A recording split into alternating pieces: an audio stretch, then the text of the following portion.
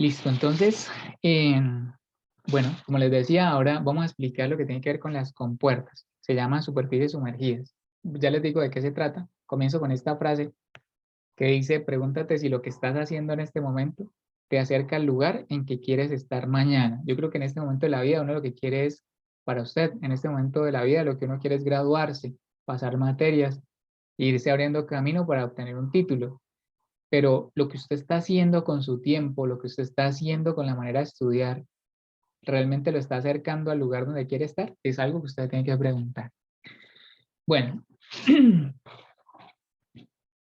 porque a veces uno quiere la meta, pero como que no quiere pagar el precio, ¿no? Tampoco. Entonces a veces uno dice, bueno, ¿qué tanto realmente quiere la meta? Bueno, de lo que vamos a hablar es de lo siguiente. Resulta que nos vamos a meter en un campo que se llama fuerzas, las fuerzas que hacen los fluidos cuando están en estado estático sobre las superficies con las que entran en contacto.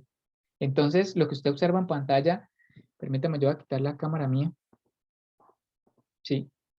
Lo que usted observa en pantalla son fluidos confinados o encerrados en diferentes recipientes y vemos que, por ejemplo, ese fluido entra en contacto, por ejemplo, con estas, entra en contacto con todo lo que toca, ¿no? Pero por citar y por mencionar, pues estoy tratando de resaltar algunas partes con las que entra en contacto, ¿no? Entonces, por ejemplo, entra con esta superficie, en esta parte de acá, entra en contacto con esta superficie y en ese contacto genera fuerzas.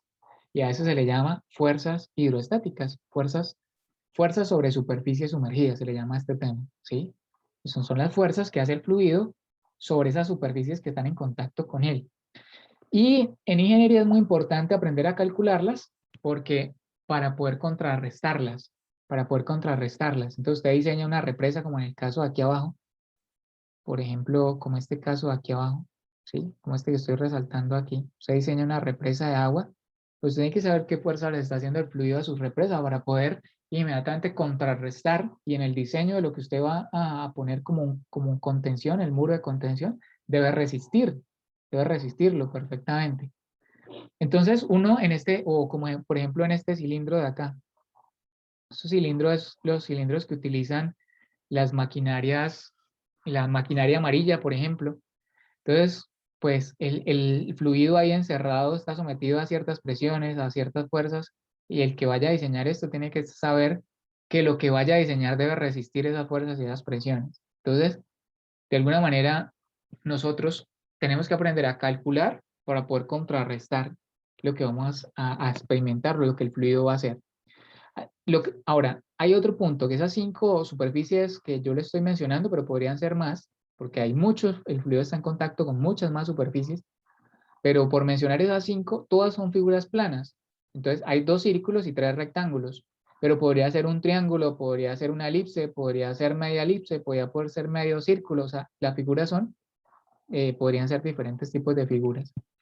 Y también existe otro tipo de figuras como esta, por ejemplo, que yo la estoy resaltando aquí en amarillo y es cuando el fluido entra en contacto con figuras curvas. Esto también es parte de lo que tenemos que ver. Entonces, la fuerza es debido al contacto o las fuerzas que generan sobre superficies curvas. Vamos a comenzar hablando de algunas de ellas. En este caso, estoy trayendo uno de los recipientes y este recipiente tiene 4 caras alrededor y una abajo en el piso, en las que están en contacto con el fluido. O sea, 4 caras que son las que de alguna manera lo confinan o lo encierran y en la parte de abajo el piso. Pero digamos que en este caso, por resaltar, quisiera enfocarme en la superficie horizontal, en el piso como tal. ¿Qué experimenta el piso? O sea, el fin último de nosotros es calcular la fuerza y saber dónde se aplica esa fuerza que hace el fluido. Entonces es muy sencillo porque en el caso de la superficie horizontal es muy sencillo porque resulta que, eh, digamos que el fluido tiene una altura y esa altura, si yo calculo esa presión que hace el fluido sería pues lo que hemos venido diciendo con presión hidrostática, ¿no? Densidad por gravedad por altura, aunque esto también se llama peso específico por altura.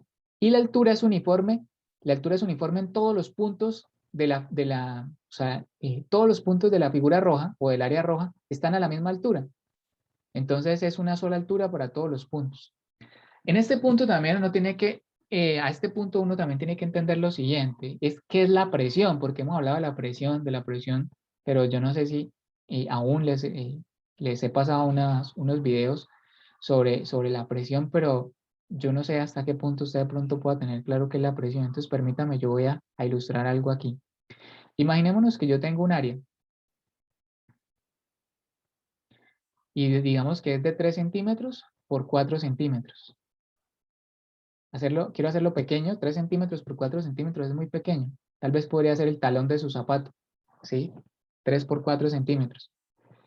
Y vamos a suponer que esta área, si fuera el talón de sus zapatos, por ponerle ahí un valor, vamos a suponer que una persona se para sobre ese talón de los zapatos, sobre esa área, y esa persona vamos a suponer que pesa unos 700 newtons. ¿Sí? ¿Cuánto es 700 newtons? Para poder saber cuántos kilogramos tiene esa persona. Digámoslo en 9.81.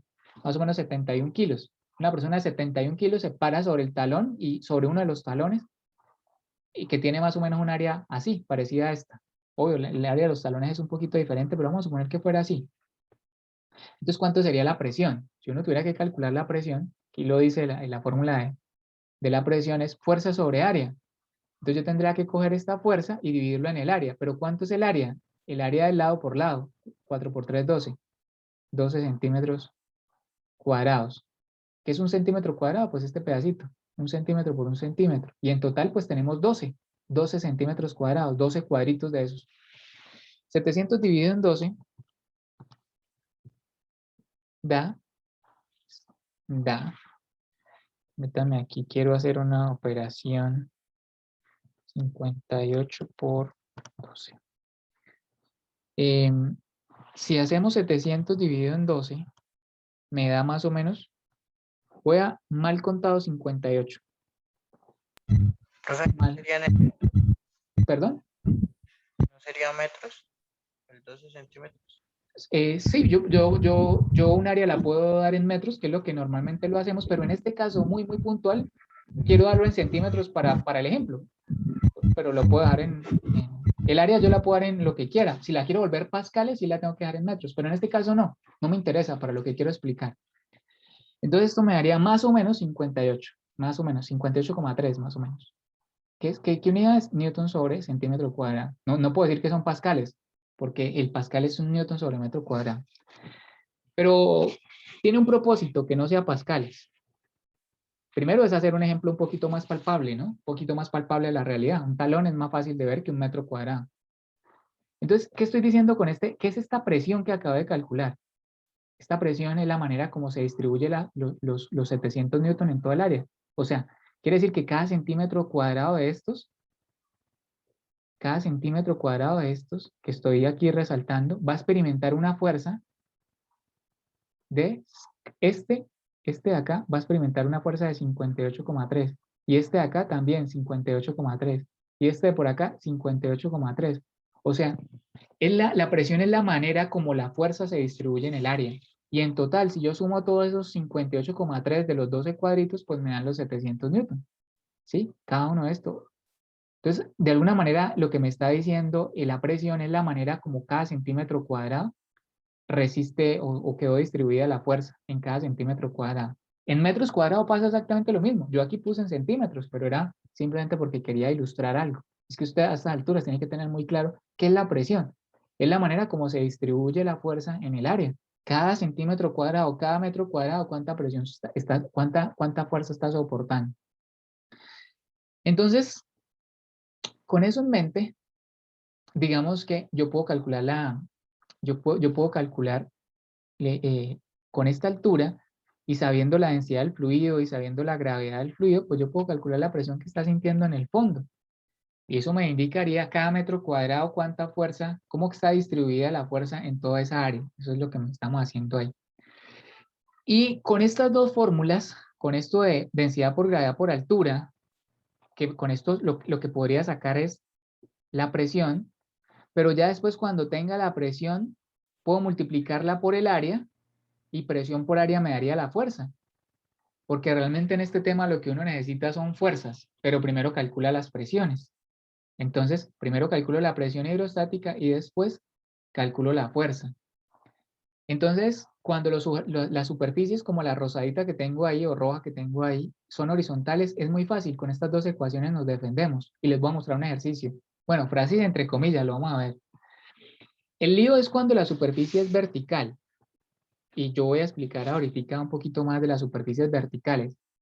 Pero por poner un ejemplo, notemos que en este caso, por ejemplo, si yo hago énfasis en esta cara, o en cualquiera de las otras caras verticales, no acostadas, no caras acostadas, sino caras verticales, notemos que, por ejemplo, aquí la presión hidrostática sería 0, ρ por G por H, pero H todavía no hay. O solo experimentaría presión atmosférica, digamos. Presión atmosférica, presión atmosférica, presión atmosférica, presión atmosférica. Pero si va un poquito, por ejemplo, por acá, ya este punto experimentaría presión atmosférica más la presión hidrostática. Y este de por acá experimentaría exactamente lo mismo, ¿sí? O sea, en la medida que voy bajando, va cambiando la altura. Entonces, en este tipo de ejercicios, cuando las paredes son verticales, ya, por ejemplo, si estuviera haciendo el ejemplo del talón, de 3 centímetros por 4 centímetros, lo que estaría diciendo es que este centímetro cuadrado de arriba experimenta menos presión y el de abajo va experimentando más presión y los centímetros, un centímetro de abajo experimentaría mucho más presión, porque en la medida que voy bajando se va aumentando la presión. Entonces, realmente, para cuando las caras son verticales, pues la presión pues va cambiando, ¿no? Aquí es una, pero aquí va aumentando y se va volviendo más grande, y abajo se va volviendo todavía más grande, y en la parte baja se va volviendo cada vez más grande y se va formando como un trapecio de presiones. Eso lo hace que no sea uniforme, pero porque la cara es vertical. Cuando la cara es acostada, la presión sí es uniforme y es muy fácil de trabajar. Entre comillas, vamos a mirar un ejemplo. Este es un ejercicio que me llegó alguna vez del canal de YouTube. Una persona me dijo, profe, tengo este ejercicio, me lo pusieron. Yo no, la verdad no sé si era un parcial o si, la verdad no me acuerdo. Pero yo creería que yo después lo volví un parcial. Ya después yo lo volví un parcial. Y lo que usted está viendo solo es una parte de ese parcial. Lo que está viendo usted es una parte parcial, pero es suficiente para ilustrar lo que acaba de mostrar. Un segundito que aquí acaba de llegar mi... Perdí dónde iba, pero bueno, voy a retomar aquí la grabación. Les decía que este ejercicio me lo enviaron y es un ejercicio más complejo. Es justo, por ejemplo, el semestre pasado, en el vacacional lo utilicé como parte de uno de los quizzes. Pero voy a concentrarme con una parte y después voy a hacer la otra parte. Voy a hacer aquí una parte y después vamos a mostrar la parte. Solo estoy mostrando lo que me parece importante en este momento. Dice que hay un tanque de sedimentación. Los sedimentos son como, no sé, como los lodos, como el agua con mugre, ¿sí? Con barro.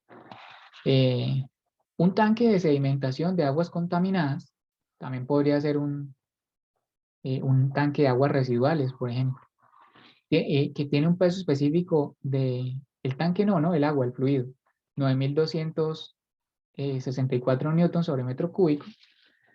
Tiene la forma mostrada en la figura. Bueno, ahí está mostrando una parte, ¿no? Yo tendría que aquí como cerrarlo para que realmente parezca un tanque. Aquí y acá. ¿Sí? Vamos a suponer que esta es como la pared del tanque. Aquí abajo el piso. Y aquí la otra pared. Realmente, inicialmente el ejercicio no era así, ¿no? Aquí solamente quiero mostrarle una parte. Pero vamos a suponer que fuera así. Ya aún así es interesante el ejercicio. Dice, tiene forma mostrada en la figura.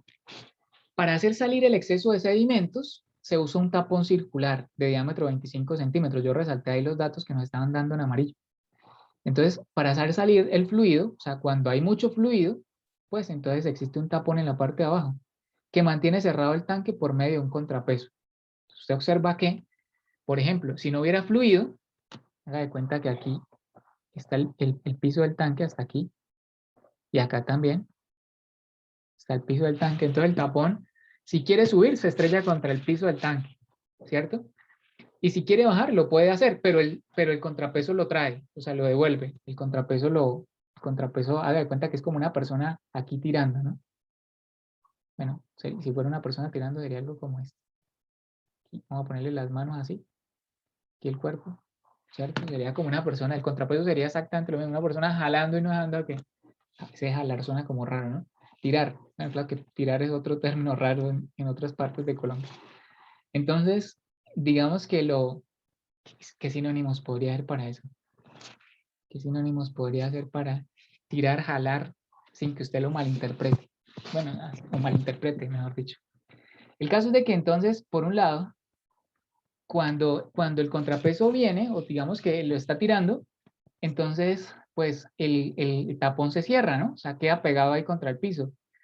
Pero por otro lado, si el fluido es mucho, pues el peso de todo ese fluido hace una fuerza y lo comienza a sacar, ¿no? O sea, se abre, bajaría el contrapeso y se podría salir un poquito el fluido. No sé si se alcanza a entender.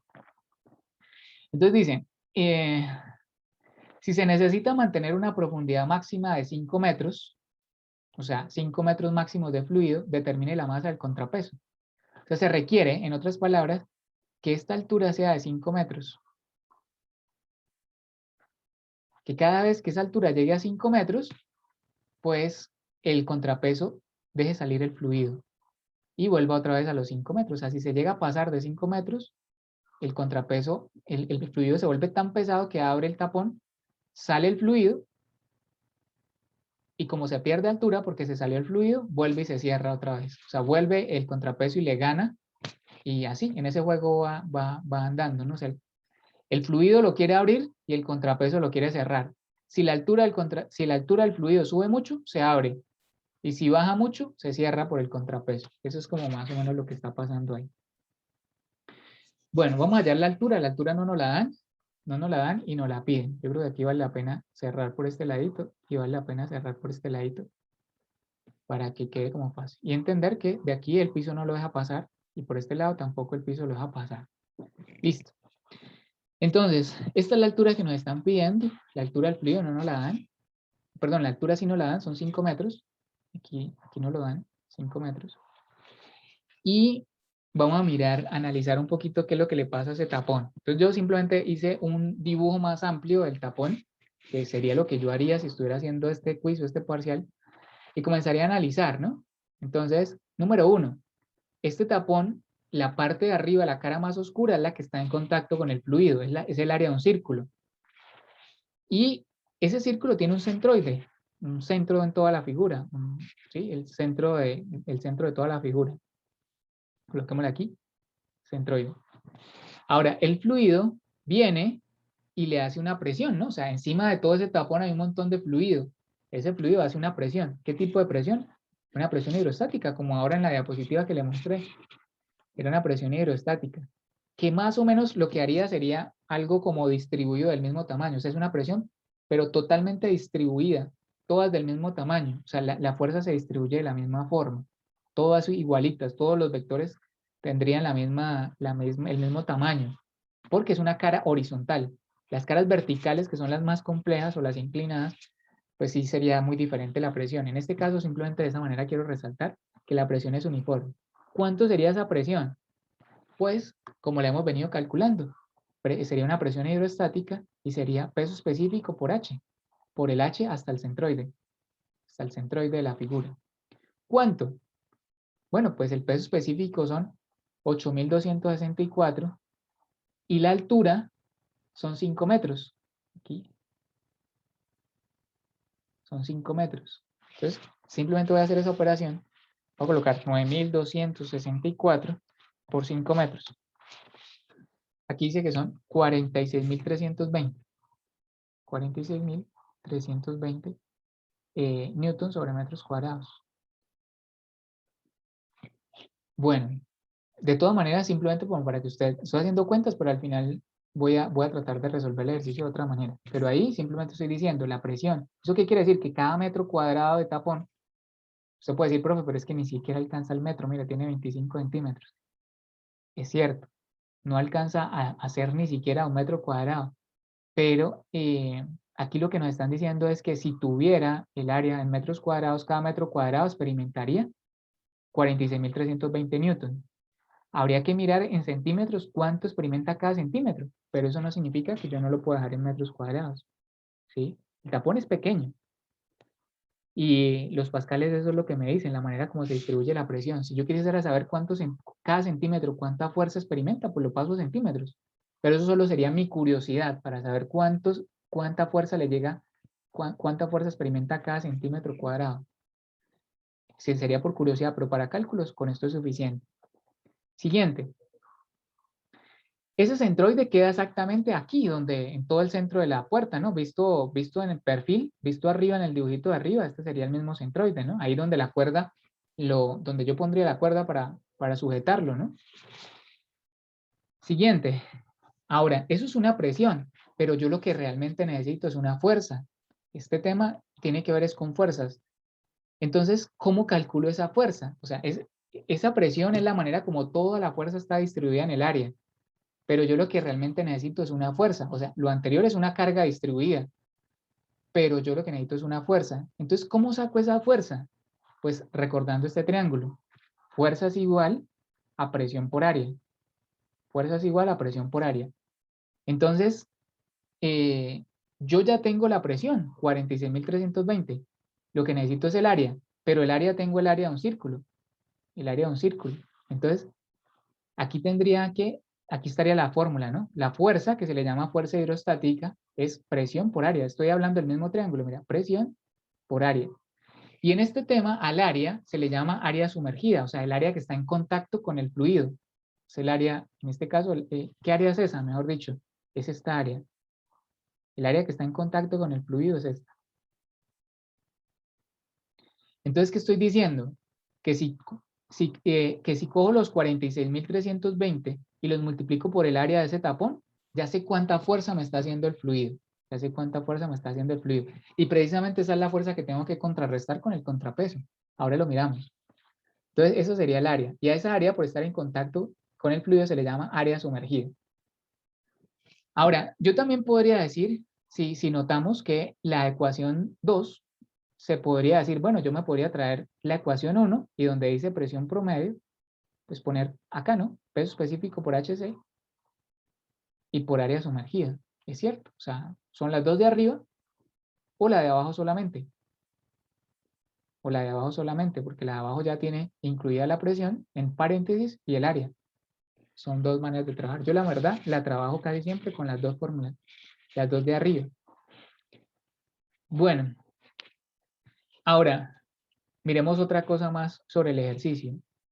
Y es que en este caso, aquí está el centroide. Si yo hiciera un diagrama de cuerpo libres, pues tendría la fuerza hidrostática, que es lo que dijimos, la presión, que es peso específico por H, hasta el centroide, por el área sumergida. O sea, ahí está. Y la tensión, que es la que hace que hace que el tapón se cierre. Eso sería un diagrama un diagrama de cuerpo libre. Y otro diagrama, bueno, y eso me haría que en este caso, pues esta sería también como la tensión, ¿no? O sea, si termino entonces el diagrama aquí en 3 dimensiones de lo que está pasando ahí. Entonces, por un lado viene el fluido, tratando de bajarlo, y por otro lado la tensión tratando de subir el tapón. Eso es.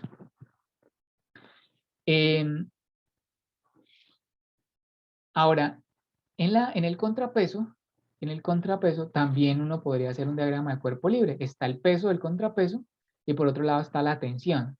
Está la tensión.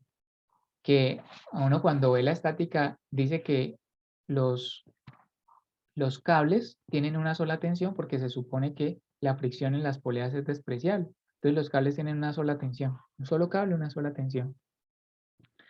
Entonces voy a borrar aquí un poco para liberar un poquito lo que hemos hecho, y yo diría de una sumatoria de fuerzas en Y, porque las únicas fuerzas que hay son en Y, en el tapón, yo diría que la fuerza que hace el fluido debe ser igual a la tensión. En ese momento, cuando ellas se igualen, el tapón está a punto de abrirse, mejor dicho. Cuando la tensión es igual a la fuerza hidrostática, el tapón está a punto de abrirse. A tal punto que si la fuerza del fluido, si el fluido llega a aumentar un poquito, el nivel, inmediatamente hace más fuerza hidrostática y ya le gana la tensión y se abre y comienza a salir. Pero dijimos también que la fuerza hidrostática es peso específico por H, o sea, esto que está aquí arriba, ¿no? Peso específico por H es igual a la tensión. Eso me saldría de este diagrama de cuerpo libre número 1.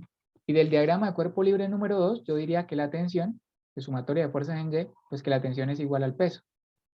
Si yo para resolver este sistema, aquí desconozco, de aquí desconozco dos cosas, la tensión y la masa. Entonces es un sistema de dos ecuaciones con dos incógnitas. Pero yo realmente lo que necesito es la masa, es lo que me piden. Dice, determine la masa del contrapeso. Entonces voy a igualar las dos tensiones y ya de ahí solo me queda una ecuación. Si igual las dos tensiones, por ejemplo, esta tensión es peso específico por HC por área sumergida. Y esta otra tensión es masa por gravedad. Entonces si las igualo, me quedaría esta ecuación con una incógnita. La única incógnita ahí es la masa. Miremos entonces que la masa en este caso sería, si yo despejo la masa, sería pasar a dividir la gravedad. Bueno, ¿cuánto sería entonces esta operación? 9.264, que es el peso específico, por HC, que son 5 metros, por el área de un círculo del tapón. El área de este tapón sería el área de un círculo pi r cuadrado, y esto tendría que pasarlo a radio y tendría que pasarlo a metros.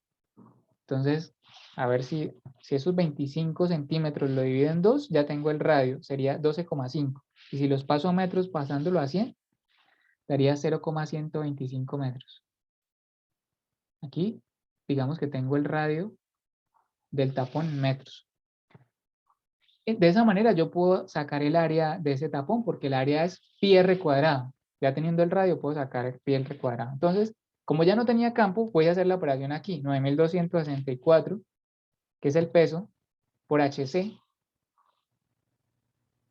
Recordemos que C está aquí.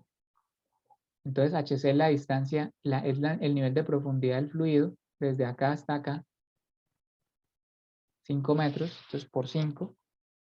Por el área, que es pi por r cuadrado, y r es 0,125 al cuadrado, y todo eso dividido en la gravedad, 9,81. Aquí me da que el contrapeso tiene que tener una masa de 231 kilogramos, más o menos. ¿Qué estoy diciendo? Que si yo pongo un contrapeso o una masa de 231 kilogramos, casi 232 realmente, una masa de 232 kilogramos, cada vez que en el tanque el fluido alcance los 5 metros, él está a punto de abrirse. Si el nivel sube un poquito, inmediatamente la fuerza hidrostática aumenta, le gana a la tensión y se abre y sale el fluido. Y apenas se abra, pues va a bajar el nivel y va a volver a 5. O sea, va a mantenerse abierto hasta que llegue a 5 y ahí va a jugar. O sea, nunca va a dejar pasar de 5 el nivel. Esto se le llama un control de nivel mecánicamente, sin ninguna máquina. O sea, yo aquí no necesito ninguna máquina que me controle el nivel. Se hace de manera mecánica y así se hacían antiguamente las cosas. La gente antigua era muy recursiva para manejar los niveles, ¿no? Me parece muy interesante esta aplicación. Entonces, notemos que en este tipo de ejercicios, la clave es que la presión promedio es uniforme. O sea, en toda el área, los vectores o la distribución de la fuerza es uniforme. Por eso yo puedo utilizar, con estas fórmulas me defiende, y con la estática, ¿no? Aquí usted ya se dio cuenta, ¿no? Necesitamos la estática que usted veía en mecánica analítica o en estática. Claro que sí, la vamos a necesitar, y por eso lo hace un poco más complejo. Y este era, las tres fórmulas que aparecen ahí en rosadito, es lo que yo tengo que enseñarle. Si usted se da cuenta, lo demás es estática. Lo demás, sumatoria de fuerzas en X, sumatoria de fuerzas en Y, es estática. Pero lo que yo tengo que enseñarle es cómo se saca la fuerza que hace un fluido sobre un área. Y aquí estamos comenzando con un área horizontal. Vamos a pasar a las áreas verticales. ¿Listo? No sé si hasta aquí tenga alguna pregunta.